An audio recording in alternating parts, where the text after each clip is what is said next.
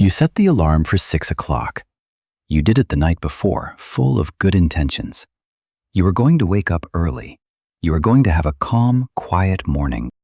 You were going to start the day right. And then the alarm went off. You reached for your phone. Maybe you told yourself you would just check the time, but then you saw a notification. And another one. And before you knew it, 40 minutes had passed. You were still in bed, your mind already full of other people's thoughts, other people's news, other people's problems. The day had already started without you. Sound familiar? You are not alone.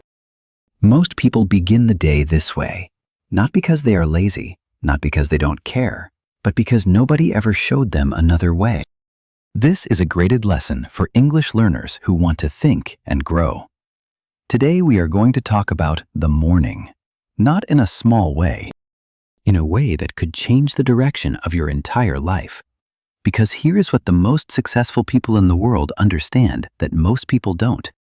The morning is not just the beginning of your day, it is the foundation of your life. Every great building starts with a strong foundation, and every great life starts with a strong morning. The morning is yours. Use it. That is the idea at the center of this lesson. Simple words.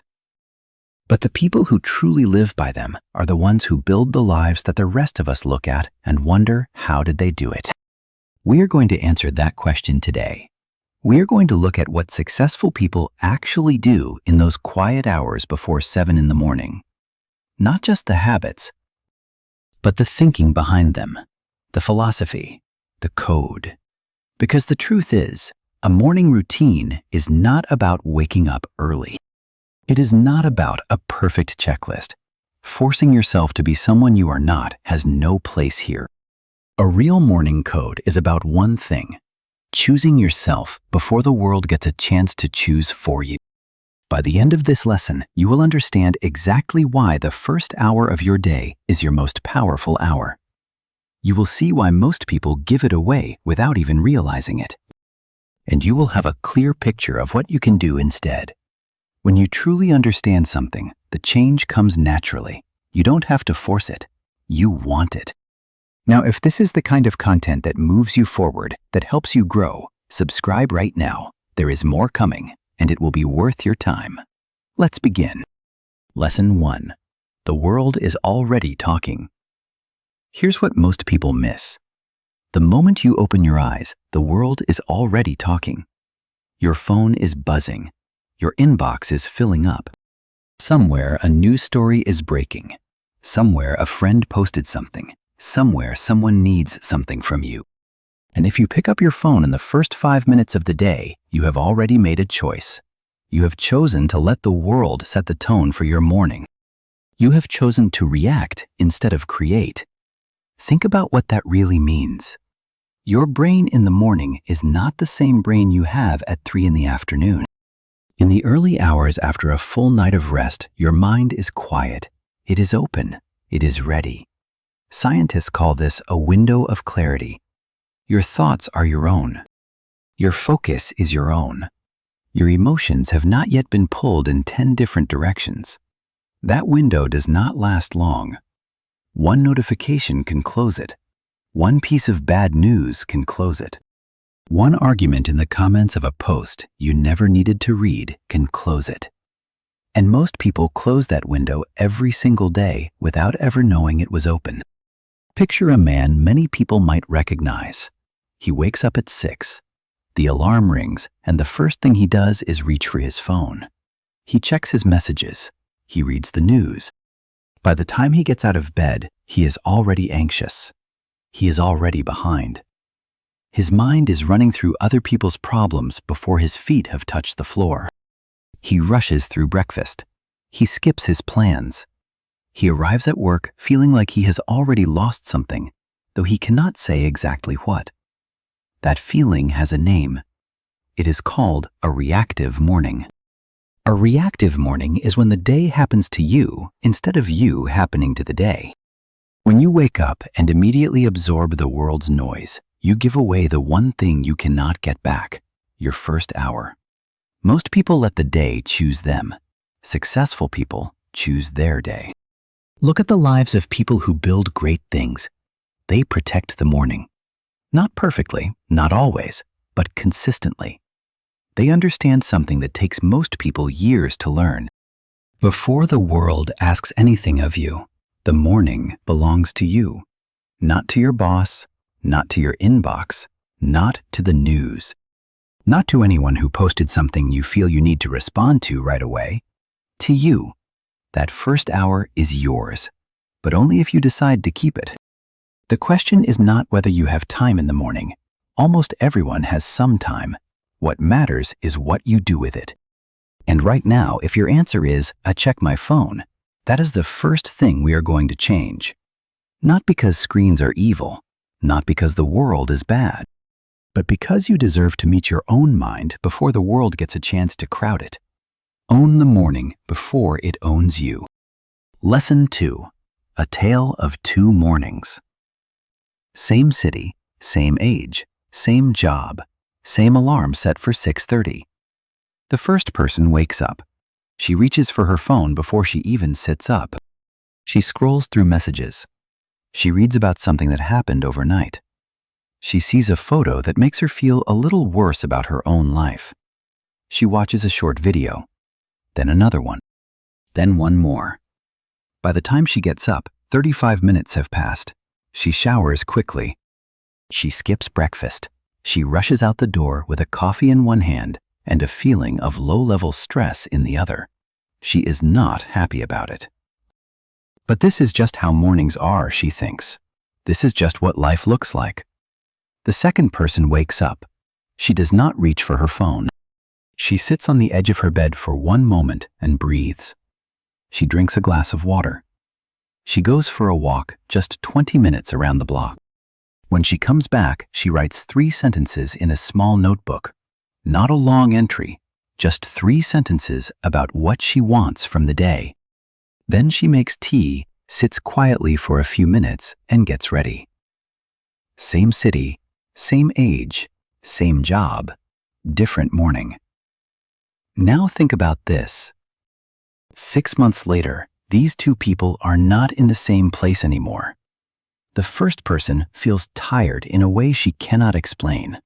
She works hard, she tries, but she always feels like she is catching up, never quite arriving. The second person has started a small project she cares about. She has more energy than she expected. She does not feel behind. She feels for the first time in a long time like she is moving forward on purpose. Nothing dramatic happened, no big break, no lucky event.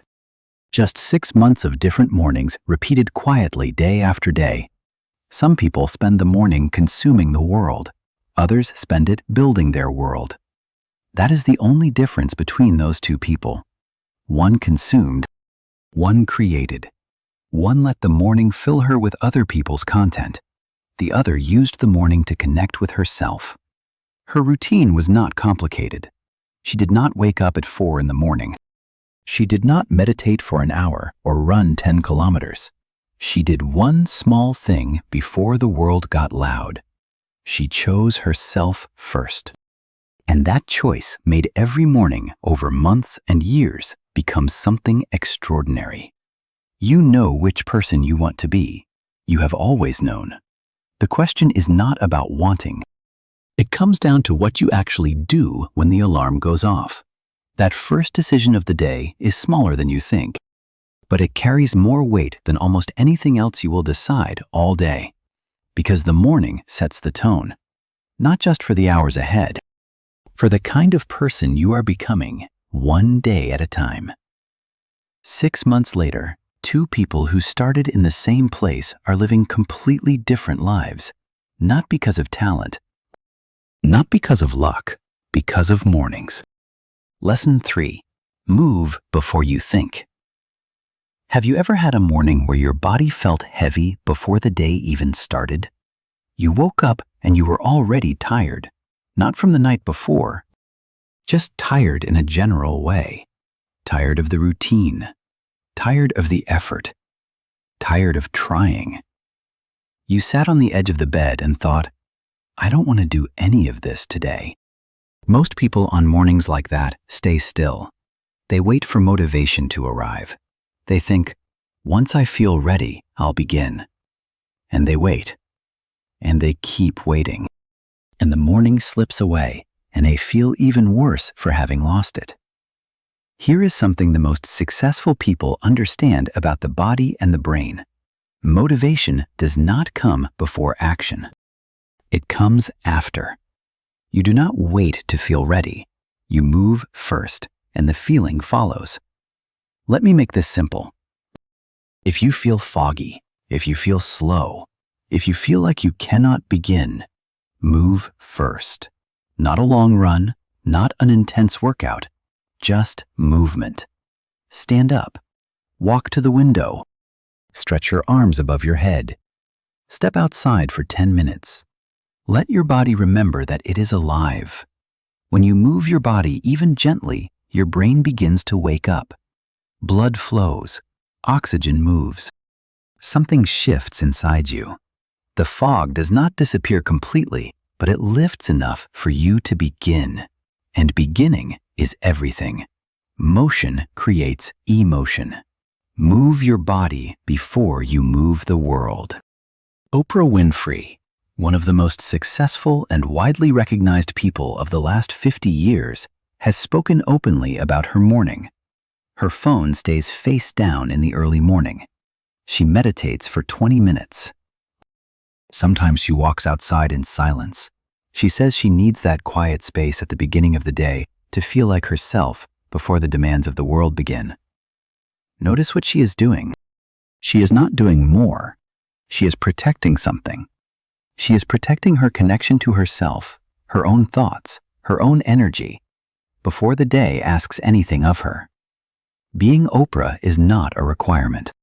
Understanding the principle is enough. Your body carries your mind. When it is stiff and still and buried under blankets, your mind tends to feel the same way. But when you give your body permission to move, even for a short time, your mind follows. It wakes up. It gets curious. It becomes ready. 10 minutes. That is enough to begin. Walk around the block. Do a few simple stretches in your living room. Stand outside and listen to the morning. Whatever feels natural to your body, do that. But do it before you sit down. Before you open anything. Do it before the pulling begins. Move first. Think second. The order matters more than most people realize, because a body in motion tends to stay in motion. And a mind connected to a moving body tends to think more clearly, feel more calmly, and act more bravely than a mind that spent the first hour lying still in a sea of notifications. Lesson 4. Set an intention, not a list. Most people begin the day with a list. It lives in their phone or on a piece of paper, or just inside their head, a long line of tasks waiting to be completed. Call this person. Finish that report. Send the email. Buy the groceries. Fix the thing you forgot to fix last week. The list is never finished. Every time you cross something off, 2 new things appear. And so you move through the day feeling like you are running but never arriving anywhere. Having tasks is not the problem. Tasks are real. Work is real. Responsibilities are real. But when the very first thing your mind reaches for in the morning is a list of things to do, you have already reduced yourself. You have turned yourself in that quiet moment before the day begins into a machine made for completing tasks. Hear me on this. A to-do list tells you what to do. An intention tells you who to be. A to-do list says, send the email, finish the report, call the client. An intention says, today I will be patient. Today I will focus on one thing at a time. Today I will not let small frustrations pull me away from what matters. Do you see the difference? One organizes your actions. The other organizes your soul. Tim Cook, the chief executive of Apple, is known for starting his day before most people have opened their eyes. He wakes in the early hours of the morning, reads messages from people who use Apple products, and exercises before the demands of the day begin. What he is doing in those quiet early hours is not just managing information. He is connecting with purpose. He is reminding himself why the work matters before the noise of the day has a chance to make him forget. You do not need to wake up at 4 in the morning to do this. A few quiet minutes and one question is all it takes. Who do I want to be today? Not what do I want to accomplish, not what do I need to finish. But who do I want to be? Patient or rushed? Present or distracted? Kind or closed off? Focused or scattered?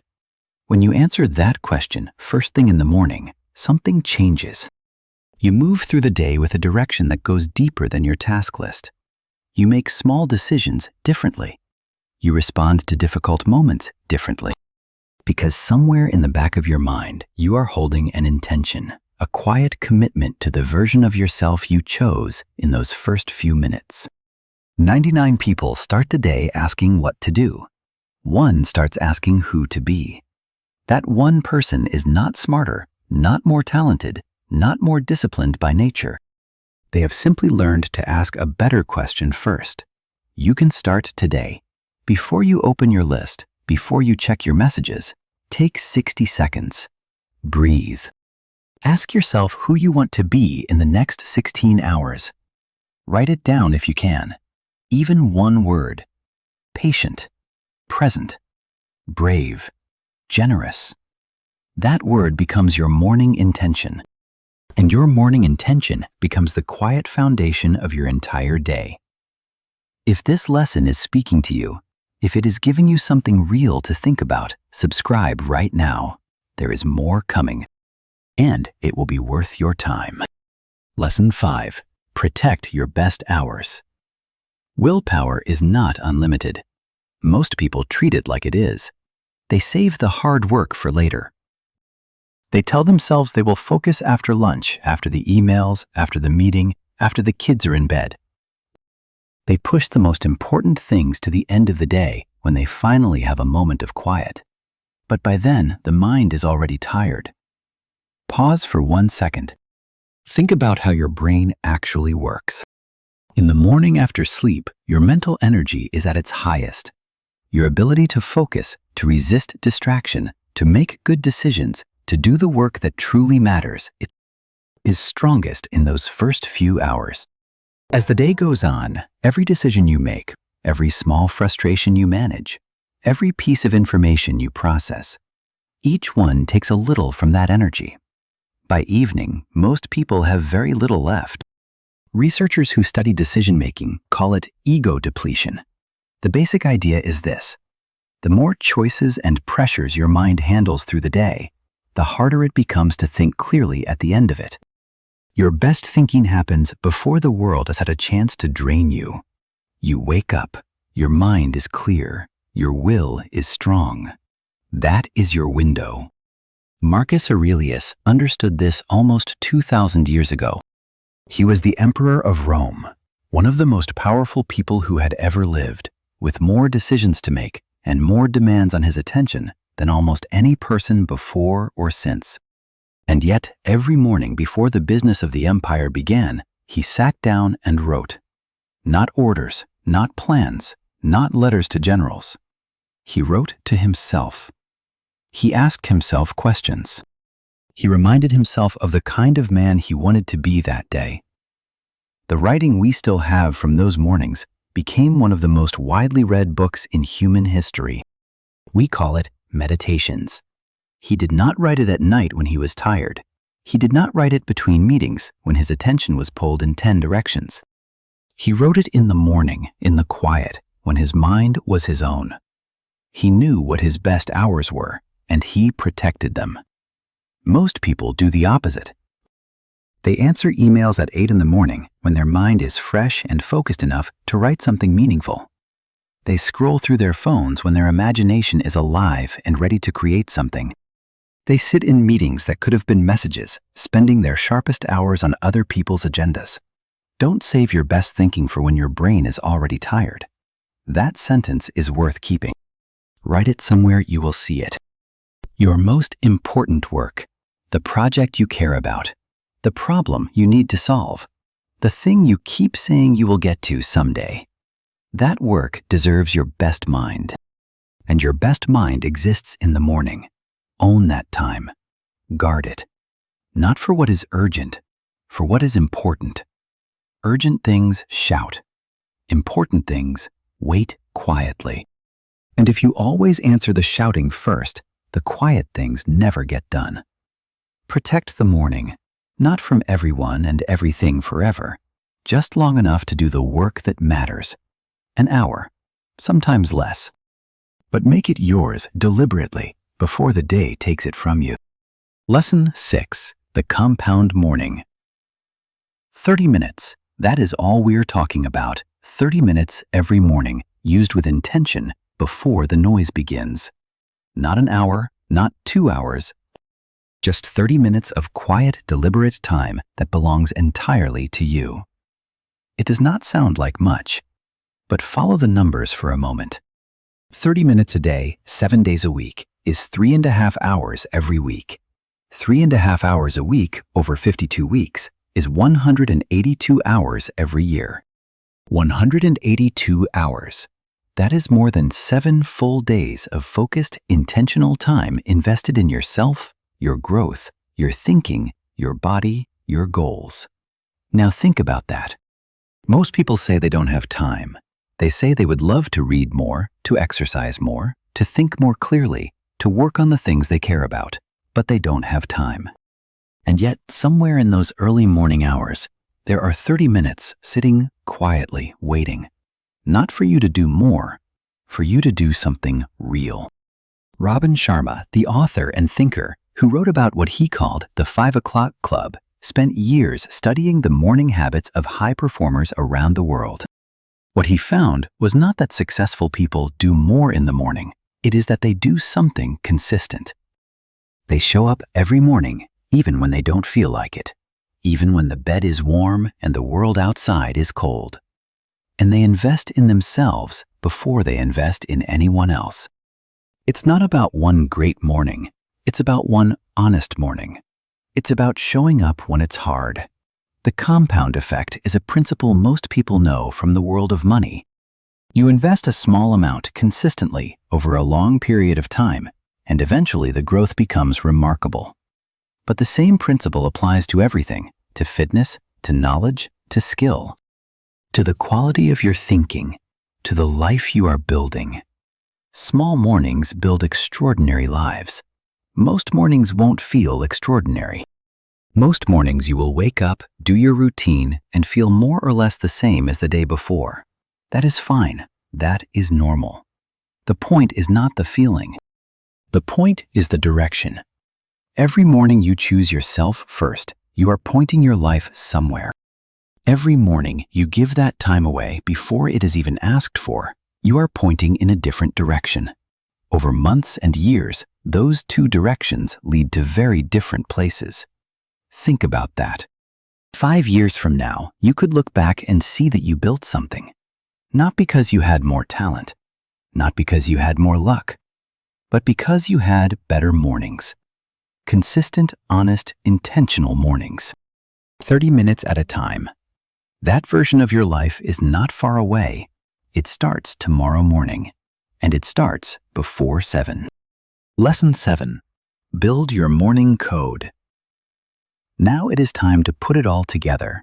You have heard the ideas, you understand the principles, you know why the morning matters. You know about the reactive mind and the proactive mind. You know about the power of movement, of intention, of protecting your best hours. Small, consistent mornings and their compound effect make sense to you now. But knowing is not enough. You have always known that mornings matter. Deep down, most people do. The question has never been about knowledge. The question has always been about what you actually do when the alarm goes off. Here is the code. A morning code is not a rigid schedule. It is not a list of 10 things you must do before 6 o'clock or you have failed the day. A morning code is simply a personal agreement between you and yourself about how you will begin. It has 3 parts. The first part is silence. Before you reach for your phone, before you speak to anyone, Before you consume any information from the outside world, give yourself 5 minutes of silence. Sit with your own thoughts. Let your mind wake up on its own terms. It is simply quiet. It is the space between sleep and the world, and it belongs to you. The second part is movement. After the silence, move your body. 10 minutes, 20 minutes, whatever you have. Walk, stretch, breathe outside air if you can. Let your body remember that it is alive and capable. Let the movement carry the fog away. The third part is intention. After the silence and the movement, before you open anything, ask yourself one question. Who do I want to be today? Write the answer somewhere, even one word. Let that word be the quiet center of everything that follows. Silence, movement, intention. That is your morning code. It does not need to be more complicated than that. If you protect the morning, if you own the silence, if you move before the world moves you, everything changes. Not overnight, not dramatically, but steadily. Honestly, the way real change always happens. Stay with me. Here is what science tells us about habits built in the morning. The brain is most open to change in the early hours. The morning cortisol spike, that natural rise in alertness your body produces at waking, makes the brain more focused and more receptive to new patterns. Neuroscientists call this neuroplasticity, the ability of the brain to rewire itself to build new connections, to become something different from what it was. And the morning is when that rewiring happens most naturally. You are not just building a routine, you are reshaping the way your brain works, one morning at a time. The most successful people do not have more hours than you. They have simply decided at some point in their lives that the morning belongs to them, that the first hour of the day is not for the world, it is for themselves. And they have held that decision quietly, consistently, across hundreds and thousands of mornings. The morning is yours. Use it. Simple as that. Everything else is just detail. A perfect morning is not the goal. Some days the alarm will go off and you will feel terrible, and everything will run late, and the silence will last 30 seconds instead of 5 minutes. That is fine. That is life. The code does not require perfection. It only requires that tomorrow morning, when the alarm goes off and the world is still quiet and the day has not yet begun, you remember one thing. Each time you choose yourself first in the morning, you win something small. And small wins stacked quietly over time build a life you are proud of. We started this lesson with a simple image. An alarm. A hand reaching for a phone. 40 minutes passing before the day had even truly begun. That image is familiar because it is honest. Most of us have lived it. Many of us live it still, not because we are careless or undisciplined, but because the world is loud and it starts talking the moment we open our eyes, and nobody ever told us we were allowed to wait before listening. Today you know something different. You now understand that mornings carry more weight than most people realize. It is the ground beneath the life you are building. A reactive morning, one that begins with other people's noise, sets a tone that is very hard to change once the day has started. 5 minutes of silence, 10 minutes of movement, and one quiet intention can shift the direction of an entire day. And you know that one shifted day, repeated honestly over months and years, becomes a shifted life. You don't need to change everything tomorrow. You just need to make one small agreement with yourself. Before the world gets your attention, give a little of it to yourself first. That sums up the whole lesson. You are worth the first few minutes of your own day. The people who build remarkable lives are not always the most talented. They are not always the luckiest. But they have almost always learned at some point to protect the morning, to treat it as a quiet, sacred space where they meet themselves before they meet the world. You can do that, starting tomorrow, starting with whatever time you have. If this lesson gave you something real today, share it with someone who needs it. Leave a like if it moved you.